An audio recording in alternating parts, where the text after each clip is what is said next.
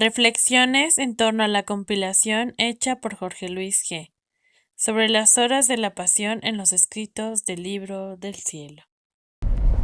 Sexta hora. Segunda hora de agonía en el huerto. Primera lectura. Volumen 12, septiembre 2 de 1920. Martirio de amor y de dolor de Jesús por la falta de la compañía de la criatura. Vivo casi en continuas privaciones. A lo más mi dulce Jesús se hace ver, y como relámpago me huye. Ah, solo Jesús conoce el martirio de mi pobre corazón. Ahora estaba pensando en el amor con el que tanto ha sufrido por nosotros, y mi siempre amable Jesús me ha dicho: hija mía, mi primer martirio fue el amor, y el amor me parió mi segundo martirio, el dolor.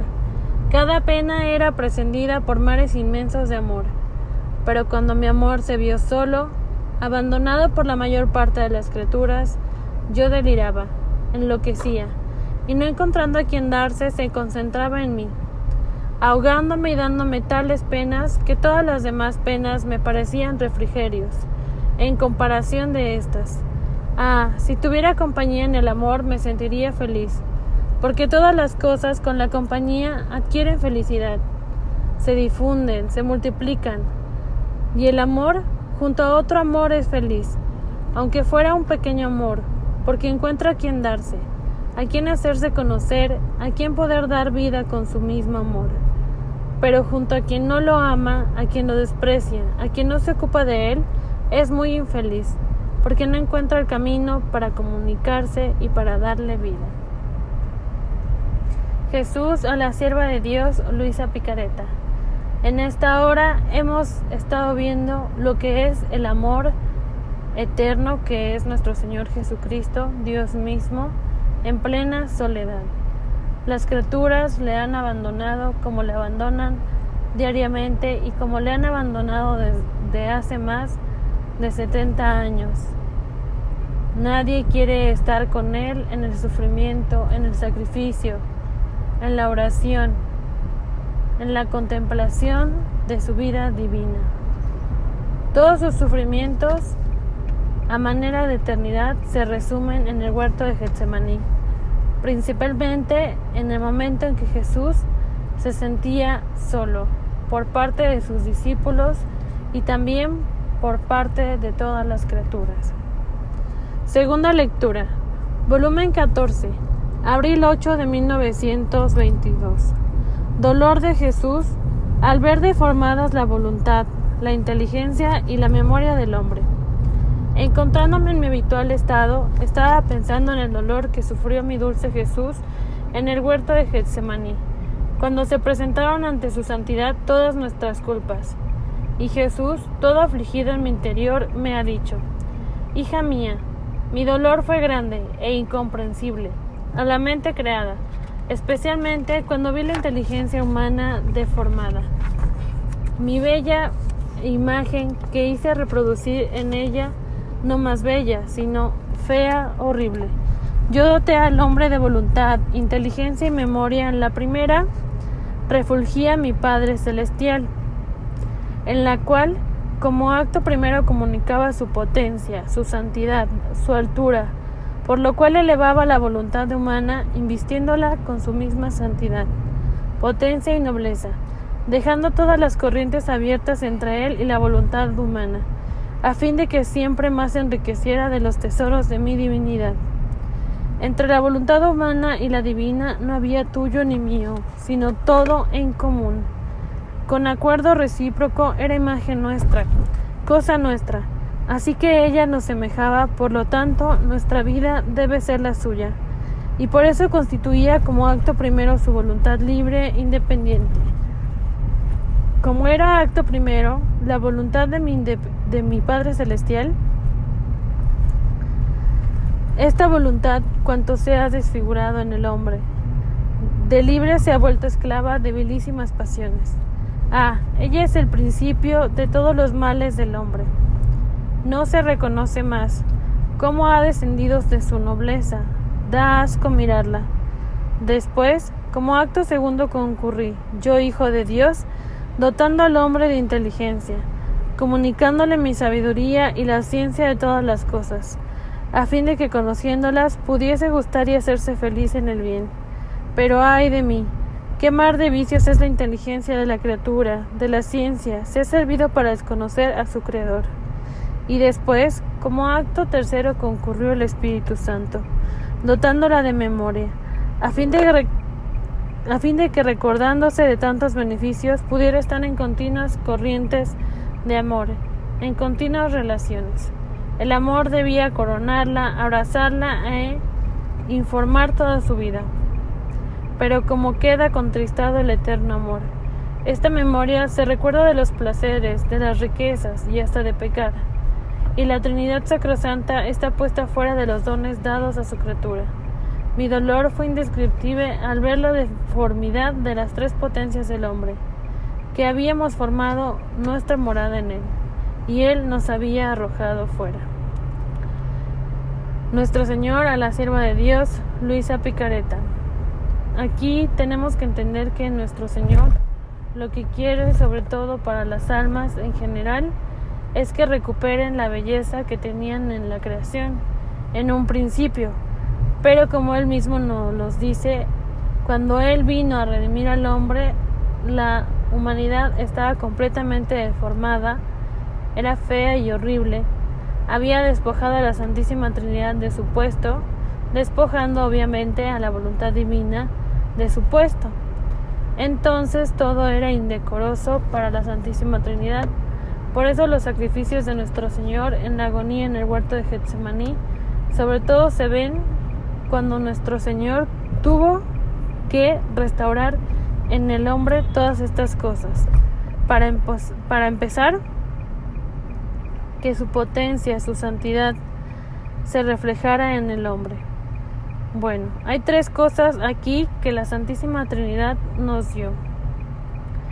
Una es la voluntad, otra es la inteligencia y otra es la memoria. Si nosotros nos damos cuenta, el alma tiene sus potencias, que es inteligencia, memoria y voluntad. Digámoslo así, de nada nos serviría inteligir las cosas si no las recordásemos para futuras ocasiones. Y en base a nuestra inteligencia es que tomamos decisiones y realizamos acciones u omisiones con nuestra voluntad. Por eso debemos de entender que la Santísima Trinidad dio a cada uno una de estas cosas. Por ejemplo, la voluntad la dio Dios Padre, la inteligencia la dio Dios Hijo y la memoria la dio Dios Espíritu Santo. En el primer acto concurrió Dios Padre dando la voluntad y comunicó la potencia, la santidad y la altura de elevar la voluntad humana, elevándola con esta potencia y santidad a la voluntad divina. En el segundo acto concurrió nuestro Señor Jesucristo, dotando a todas las almas de la inteligencia a través de la ciencia infusa de todas las cosas y de la sabiduría de los preceptos divinos, obviamente de las cosas de Dios. En todo pues obviamente está Dios, pero la sabiduría se enfoca más a saber vivir conforme a los preceptos divinos. Y pues obviamente aquí el hombre ha perdido eso desde un principio y ahora en el final de los tiempos con mucha más razón por cuestiones de la apostasía, que es como si volviéramos a la época anterior a la redención. Y ya por último recurrió el Espíritu Santo a este acto tercero donde concurrió a dotarnos de memoria para que pudiendo recordar las cosas buenas que nos ha enseñado tanto la potencia y sabiduría de Dios por medio de la inteligencia y por medio de la voluntad, podamos seguir actuando en el bien. Pero ¿qué ha hecho la criatura humana con dejar reinar a su propio yo o a su voluntad? Lo que ha hecho es que lo que reine y dirija al hombre sea para mal. Entonces la memoria recuerda los placeres, las riquezas y los pecados y solo la voluntad se sirve de pecar. En lugar de usar su inteligencia para bien, la usa para mal. Y conforme esta primera lectura que habíamos leído antes de esta segunda lectura, entonces entendemos por qué Dios está en este martirio de amor y no encuentra la compañía de la criatura en las potencias que dio la Santísima Trinidad. Siguiente lectura. Volumen 14, junio 28 de 1922. Semejanza del alma con Jesús, no solo en las muertes de dolor, sino también en las de amor. Me sentía toda inmersa en el santísimo querer de Jesús. Y mi dulce Jesús, al venir a mí, me ha dicho: hija mía, funde tu inteligencia con la mía, a fin de que circulen todas las inteligencias de las criaturas y reciba el vínculo de cada uno de los pensamientos de ellas, para sustituirlos con tantos otros pensamientos hechos en mi querer, y yo reciba la gloria como si todos los pensamientos fuesen hechos en modo divino. Ensancha tu querer en el mío, ninguna cosa debe escapar que no quede atrapada en la red de la tuya y la mía voluntad. Mi querer en mí y mi querer en ti deben confundirse juntos y tener los mismos confines interminables, pero tengo necesidad de que tu querer se preste a distenderse en el mío y no se le escape ninguna cosa creada por mí, a fin de que todas las cosas escuchen el eco de la voluntad divina en la voluntad humana, a fin de que genere a mi semejanza a la criatura. Mira, hija mía, yo sufrí doble muerte por cada una de las criaturas, una de amor y la otra de pena, porque al crearla la creé un complejo todo de amor, por lo cual no debía salir de ella otra cosa que amor, tanto que mi amor y el suyo debían estar en continuas corrientes. Pero el hombre no solo no me amó, sino que ingrato me ofendió, y yo debía rehacer a mi divino Padre de esta falta de amor, y debía aceptar una muerte de amor por cada uno, y otra de dolor por las ofensas. Pero mientras esto decía, veía a mi dulce Jesús, todo una llama que lo consumía, y le daba muerte por cada uno.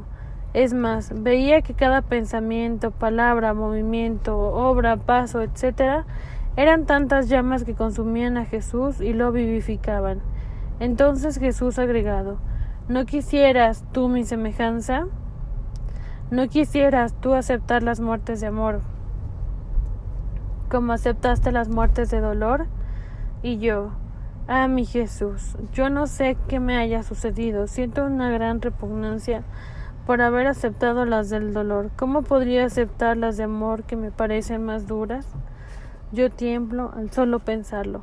Mi pobre naturaleza se aniquila más, se deshace. Ayúdame, dame la fuerza, porque siento que no puedo seguir adelante. Y Jesús, toda bondad y decidido, ha agregado: pobre hija mía, ánimo, no temas, ni quieras turbarte por la repugnancia que sientes. Es más, para tranquilizarte, te digo que también es una semejanza mía. Debes saber que también mi humanidad, por cuan santa, deseosa a lo sumo de sufrir, sentía esta repugnancia, pero no era mía. Eran todas las repugnancias de las criaturas que sentían en hacer el bien, en aceptar las penas que merecían, y yo debía sufrir estas penas que me torturaban no poco, para dar a ellas la inclinación al bien y hacerles más dulces las penas. Tanto que en el huerto grité al Padre: si es posible, pase de mí este cáliz. ¿Crees tú que fui yo?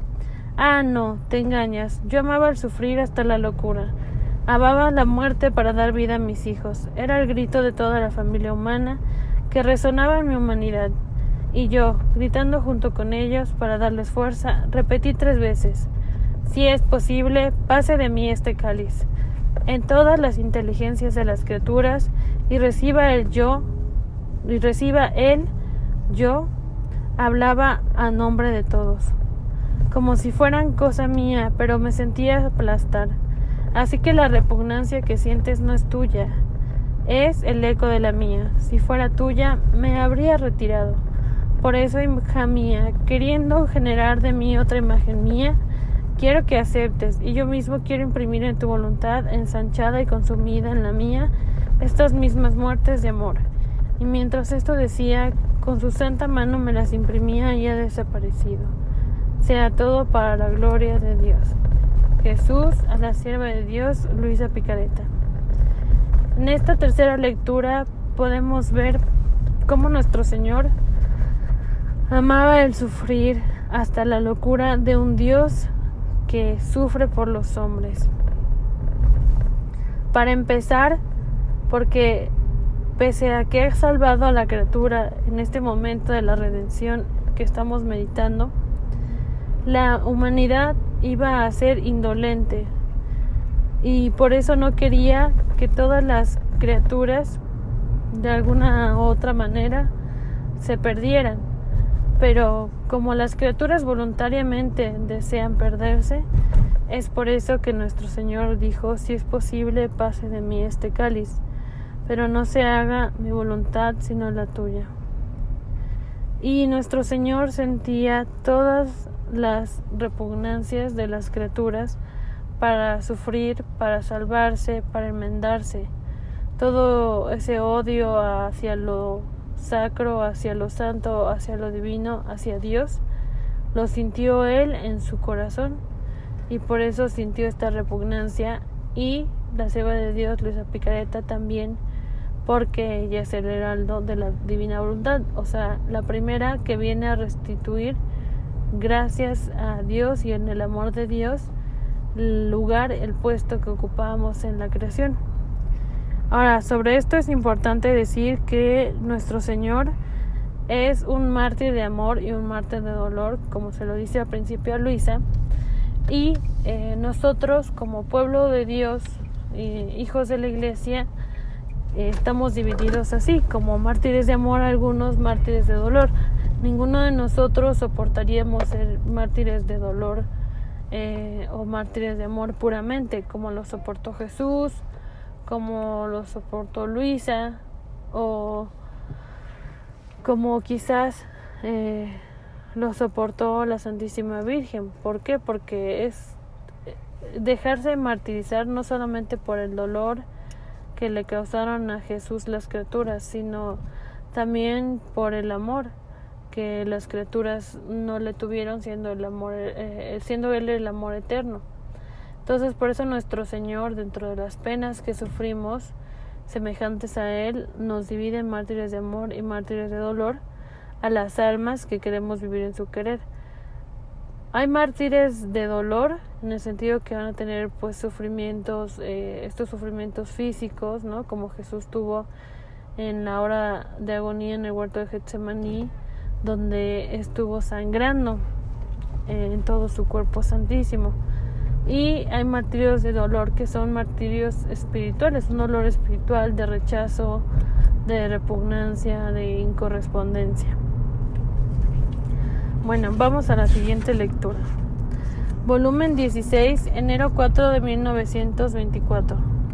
Las palabras en el huerto: no se haga mi voluntad sino la tuya, establecieron con su Padre Celestial el contrato del reino de la voluntad divina en la tierra. Estaba pensando en las palabras de Jesús en el huerto, cuando dijo: Padre, si es posible, pase de mí este cáliz, pero no meam voluntas, sed tua fia. Y mi dulce Jesús, moviéndose en mi interior, me ha dicho: Hija mía, ¿crees tú que fue el cáliz de mi pasión, por el cual decía al Padre: Padre, si es posible, pase de mí este cáliz? No, absolutamente no. Era el cáliz de la voluntad humana, que contenía tal amargura y plenitud de vicios, que mi voluntad humana, unida a la divina, sintió tal repugnancia, terror y espanto que grité: Padre, si es posible, pase de mí este cáliz. Cómo es fea la voluntad humana sin la voluntad divina, la cual, casi como dentro de un cáliz, se encierra dentro de cada criatura. No hay mal en las generaciones del cual ella no sea el origen, la semilla, la fuente. Y yo, viéndome cubierto por todos estos males que ha producido la voluntad humana frente a la santidad de la mía, me sentía morir. y habría muerto de verdad si la divinidad no me hubiera sostenido. Pero ¿sabes tú por qué agregué y por 3 veces? No se haga mi voluntad sino la tuya, no se haga mi voluntad sino la tuya, no meam voluntas se tua fiat. Yo sentía sobre de mí todas las voluntades de las criaturas juntas, todos sus males, y a nombre de todas grité al Padre: no se haga más la voluntad humana en la tierra, sino la divina. La voluntad humana sea desterrada y la tuya reine. Así que desde entonces lo quise hacer desde el principio de mi pasión, porque era la cosa que más me interesaba y la más importante, la de llamar a la tierra, el fiat voluntas tua, como en el cielo, así en la tierra. Yo era el que a nombre de todos decía: no se haga mi voluntad sino la tuya. Desde entonces yo constituía la época del fiat voluntas tua sobre la tierra, y con decirlo por 3 veces, en la primera lo impetraba, en la segunda y dominadora, y con decir no meam voluntas tua fiat, yo intentaba vaciar a las criaturas de su voluntad y llenarlas de la divina. Antes de morir, porque no me quedaba más que horas, yo quise contratar con mi Padre Celestial mi primera finalidad por la cual vine a la tierra, que la divina voluntad tomara su primer lugar de honor a la criatura. El sustraerse de la voluntad suprema había sido el primer acto del hombre, y por lo tanto nuestra primera ofensa. Todos sus demás males entran en el orden secundario, y yo debía primero realizar la finalidad del fiat voluntas tua como en in cielo ed in terra. Después, formar con mis penas la redención, porque la misma redención entra en el primado sobre todas las cosas, y si bien de los frutos de la redención se vieron los efectos, pero fue en virtud de este contrato que yo hice con mi Padre Divino, el que su fiat debía venir a reinar sobre la tierra, realizando la verdadera finalidad de la creación del hombre, y mi finalidad primaria por la cual vine a la tierra, que el hombre pudo recibir los frutos de la redención. De otra manera habría faltado el orden a mi sabiduría si el principio del mal fue su voluntad. A esta yo debía ordenar y restablecer, reunir voluntad divina y humana, y si bien se vieron primero los frutos de la redención, esto dice nada. Mi voluntad es como un rey, que si bien es el primero entre todos, llega al último, precediéndolo por su honor y decoro sus pueblos, ejércitos, ministros, príncipes y toda la corte real. Así que primero eran necesarios los frutos de mi redención para hacer encontrar la corte real, los pueblos, los ejércitos, los ministros, a la altura de la majestad de mi voluntad. Pero ¿sabes tú quién fue la primera en gritar junto conmigo? Non meam voluntas et tua fiat. Fue mi primera hija, la recién nacida en mi voluntad, que tuvo tal repugnancia, tal espanto de su voluntad, que temblorosa se estrechó a mí y gritó conmigo: Padre, si es posible, pase de mí este cáliz de mi voluntad. Y llorando agregaste junto conmigo: no se haga mi voluntad sino la tuya. Ah, sí, estuviste tú junto conmigo en aquel primer contrato con mi Padre Celestial, porque se necesitaba al menos una criatura que debía hacer válido este contrato. De otra manera, ¿a quién darlo? ¿A quién confiarlo? Y para volver más segura la custodia del contrato, te hice don de todos los frutos de mi pasión, poniéndolos en cortejo a tu alrededor, como un ejército formidable, que mientras hace su cortejo real a mi voluntad, hace guerra encarnizada a la tuya. Por eso, ánimo en el estado en el que te encuentras, quita el pensamiento de que yo pueda dejarte. Esto sería en menoscabo de mi querer, siendo que tengo el contrato de mi voluntad depositado en ti. Por lo tanto, estate en paz. Es mi voluntad que te prueba, que quiere no solo purificarte, destruir aún la sombra de tu voluntad. Por eso, con toda paz sigue el vuelo de mi querer.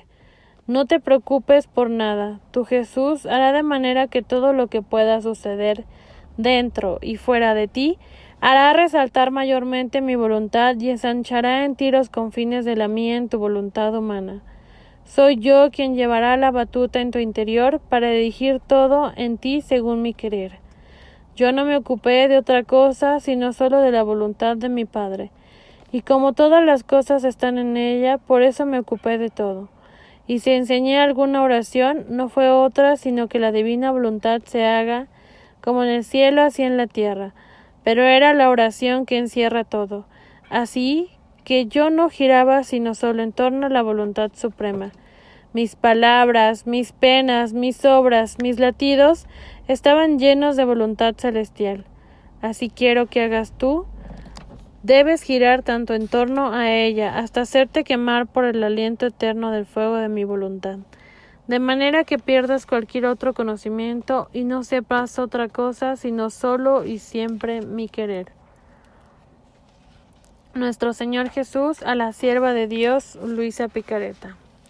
Cuando nosotros comenzamos esta vida en la divina voluntad, lo que Dios Padre quiere en nosotros es que nuestra voluntad humana esté unida a la divina. Pero para ello es necesario que vayan pasando, para empezar, todas las amarguras que nos producen nuestra voluntad humana.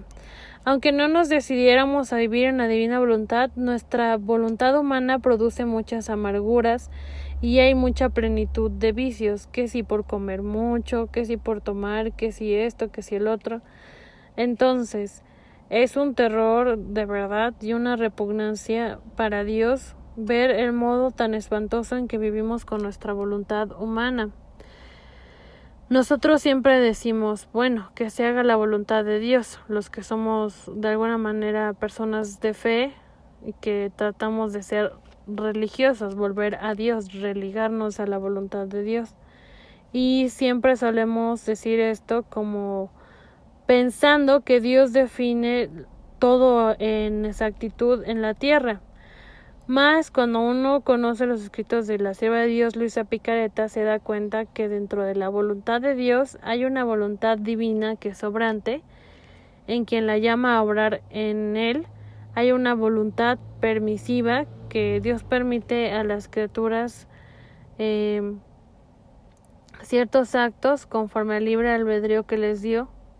Hay una voluntad humana obrante que por lo general perjudica a las otras voluntades humanas y obviamente a la voluntad divina, y hay una voluntad del maligno que obra en las criaturas que se dejan pues ahora sí que permear con su voluntad de los ángeles caídos, ¿no? De los demonios. Entonces todas estas cosas afectan a Dios y a la voluntad divina. Si todos estuviéramos regidos por la voluntad divina, todos seríamos felices y no encontraríamos alguna amargura. Ahora, sobre la voluntad de Dios hay más que explicar, pero no es cuestión que vamos a ver aquí, sino simplemente decir que las escaleras dentro de la voluntad divina o los grados de santidad dentro de la divina voluntad es conforme la voluntad humana se va adhiriendo a la voluntad divina. Y para esto necesita sentirse morir, aunque realmente no muere, necesita sentir ciertas amarguras que ha creado su misma voluntad con el paso del tiempo y no estando ordenada, y esos son los sufrimientos o la cruz que lleva cada alma, que en la divina voluntad se van haciendo cada vez más ligeros conforme la voluntad humana se adhiere a la voluntad divina.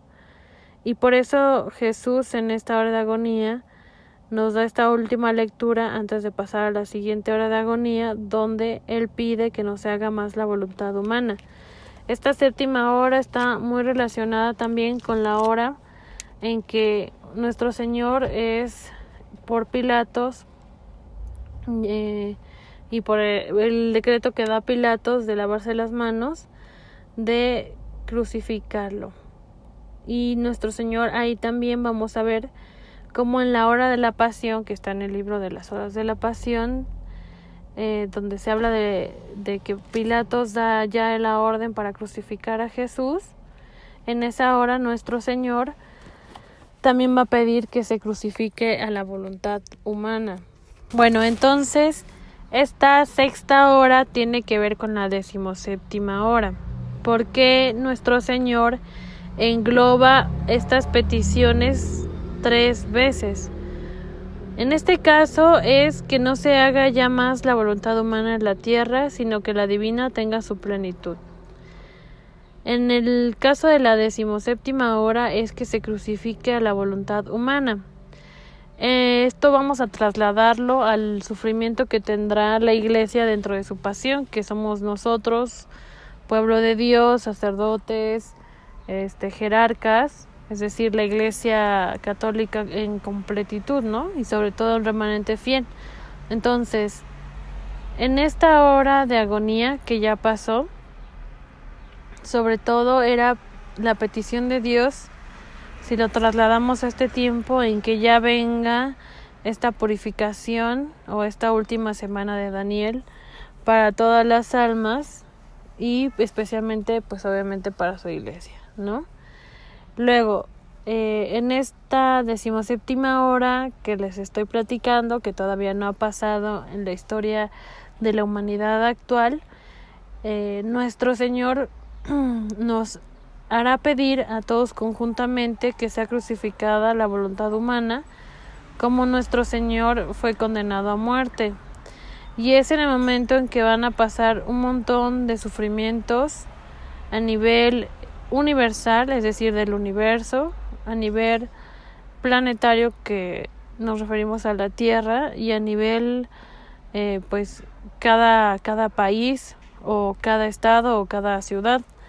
Y estos sufrimientos van a ser nuestra crucifixión, es decir, nuestros clavos, nuestra corona de espinas, nuestra lanza, etcétera, etcétera, etcétera. Pero son crucifixiones, digámoslo así, físicas o sufrimientos físicos que tenemos que sufrir para ser purificados, porque a lo físico nos ayuda a sufrir en lo interno, en lo espiritual de alguna manera y darnos cuenta de dónde estamos parados y hasta dónde llegó la voluntad humana con sus pecados, con su alejamiento de Dios. Y posteriormente, cuando ya sea la hora de la crucifixión, que más o menos si lo trasladamos en el tiempo de la pasión de la iglesia, será cuando sea el gran castigo. Ahí pues ya sabemos que muere completamente cualquier voluntad humana que no se haya sometido a la divina, o que no tenga el deseo de someterse a la divina, o quede en espera de este sometimiento a la divina, y por eso muchas almas también morirán en el gran castigo, sobre todo todas aquellas que no quieren apegarse ni adherirse a la voluntad divina. Es un proceso, pero digamos que esas horas son las más importantes. La 6ª hora, que es la 2ª hora de agonía en el huerto de Getsemaní, por la petición que hace nuestro Señor de no se haga más la voluntad humana sino la divina. La 17ª hora, donde Jesús es condenado a muerte y se condena a muerte a la voluntad humana, y la hora de la crucifixión. La crucifixión de Jesús empieza desde la 19ª hora, que es la hora 19, hasta la 22ª hora. Son 3 horas de agonía en la cruz, como van a ser 3 días de oscuridad en el gran castigo.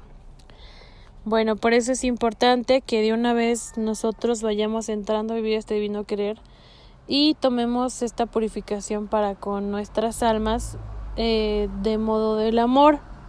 Ya les decía yo, por medio del martirio de amor, porque será peor para las almas que lo tomen con el martirio de dolor, ¿no? Porque el de dolor involucra necesariamente uno de amor. El de amor, pues de alguna manera es más fuerte, porque pues se ve que uno sufre por la ingratitud de la criatura y de uno mismo para con Dios en su amor eterno. Pero el martirio de dolor, para quien está completamente alejado del amor de Dios, que no tiene el consuelo de que está sufriendo por el amor incorrespondido de Dios, pues es más fuerte, en el sentido de que el alma no está preparada, pero ni un poquito, para sufrir, ¿no? Sin en cambio, en el amor eterno, cuando nosotros queremos ser mártires de amor y sufrimos por el amor que Jesús nos recibe, ya estamos un poquito conscientes de que queremos sufrir por Él, y Él de alguna manera nos consuela, pero en el otro como que el consuelo no existe, ¿no? Así como Jesús fue crucificado solo, porque el ladrón que estaba a su lado lo merecía y pues fue el buen ladrón que fue Dimas y se salvó, y el otro ladrón no se salvó, pero él sufrió solo. O sea, allí estaba pues obviamente la Santísima Virgen, San Juan, María Magdalena, Dios Padre y el Espíritu Santo, miríadas de ángeles y todos los que le acompañamos en la Santa Misa y en la vida en el Divino Querer, pero en sí él solo. Así cada quien va a tener su sufrimiento personal en esta purificación. El cómo lo quiera es cuestión de que lo elija, ¿no? ¿Cómo lo quieres elegir tú?